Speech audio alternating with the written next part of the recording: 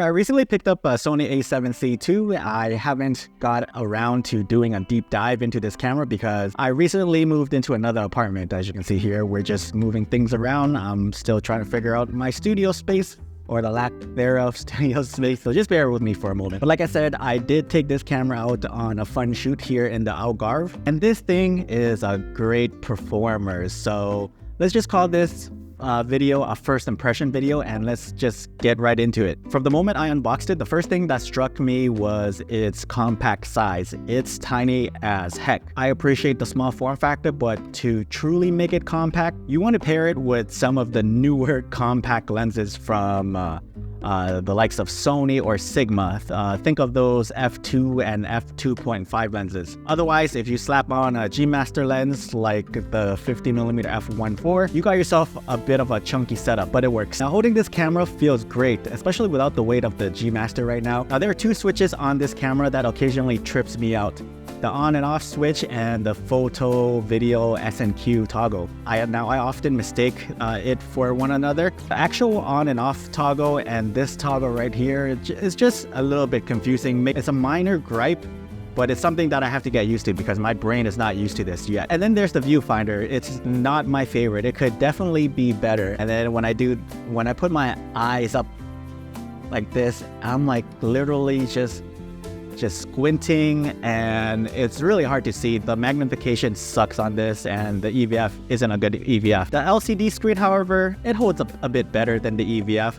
And in the brief time I've used this camera during a shoot, the autofocus is the star performer. It seems like it never misses at all. It never misses. It's so good. Like, I can literally just close my eyes and pick a random shot in my Lightroom catalog, and it will be in focus. That's how good this autofocusing system is. But here's one downside of the Sony A7C, and that is the card slot. There's only one card slot. And I thought since Sony is putting in one card slot in here, they would have made it at least a CF Express Type A slot. That could also be a SD card as well. But no, it's only an SD card slot. There, you can't use your Sony CF Express Type A cards in this camera. I think the people who are getting this camera will be okay with the camera just having one memory card. That's one of the compromises that you have to live with and accept that fact. Another thing that this camera is missing is a joystick to move all the points around. Like, yeah, I don't like that. I wish there was a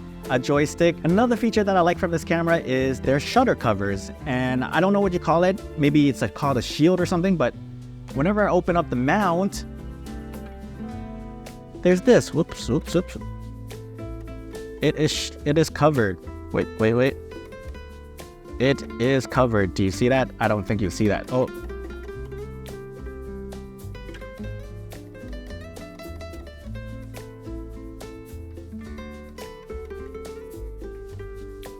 Oh my God. That's trippy. You're tripping me out, man. Stop it.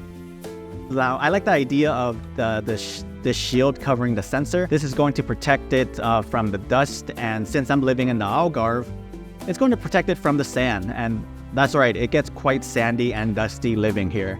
Especially in the summertime, we get sandstorms that makes their way from Africa, and it just makes everything hard to see. And I think it's pretty cool. African sandstorms and the sensor shield. Now, I haven't fully tested out the AI features yet, but this camera already feels smarter from my limited use. It does a solid job detecting eyes, the face, without the jumpy eye thing sometimes that my Fuji does. My Fuji is doing it right now. Like, it's doing it right freaking now, and that's freaking annoying. Like, stay still. Like, why are you doing that? It doesn't give me much confidence.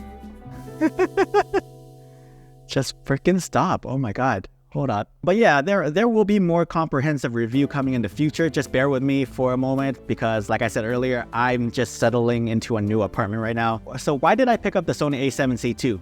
First off, I gotta be honest with you. I got gas. Sue me.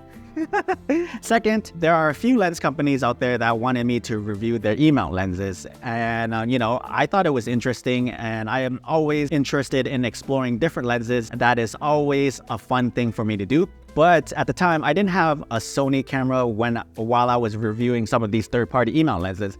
and I had to borrow it off a friend. To avoid that hassle, I decided to pick one up for myself, the Sony A7CII, because, you know, I'm also curious about this camera and see what it can do. And I'm always looking for like the ultimate travel companion and stuff like that. And plus, I do miss G Master lenses. Some of the G Master lenses that I've owned, they are some of the best lenses that I've ever used in my life, just on pure sharpness and crisp, clarity, detailed images. Like, it's some of the best that I've ever seen.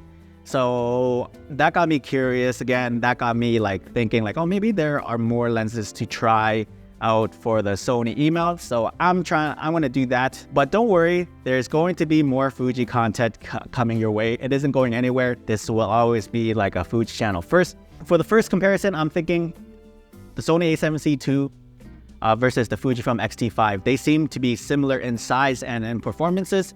And I've been getting some DMs about these two cameras. So hit that subscribe button because that video is going to be dropping soon. And if you're interested in this camera, the links to it are down below. Thanks so much.